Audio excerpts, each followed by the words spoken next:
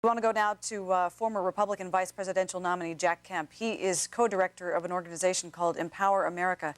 Today, Mr. Kemp, you called on Congress to pass a formal declaration of war. Well, we did. Bill Bennett and Gene Kirkpatrick and I at Empower America called on the Congress to declare war. And I am a friend of Dan Quayle's, but I disagree with one thing he said, which is that we don't know who did it. We do know who is behind this horrific act of war. But we don't know where to find him. On to be February perfectly 20, honest. one second. Let me just finish my... On February 23rd, 1998, this has not been really broadcast very much, the World Islamic Front for Jihad issued a formal declaration of war on the United States and said in part, we call on every Muslim. Now, we're not at war with every Muslim. People practice Islam peacefully all over the world, and they are as horrified by this. But Ben Laden called on every Muslim who hopes for a reward to obey God's command to kill Americans and plunder their possessions wherever he finds them and whenever he can. We know who's behind it. We should declare war. I agree with Charles Krauthammer in the Post this morning.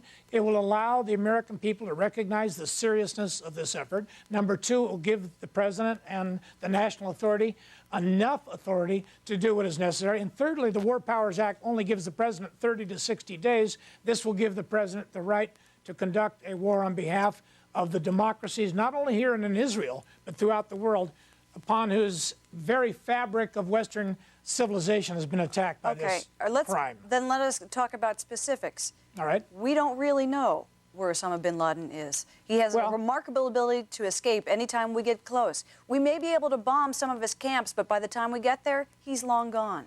Well, it's not for Jack Kemp or you, Leslie. Fox TV has done a terrific job of elevating this issue to the consciousness of all the American people, if not the world.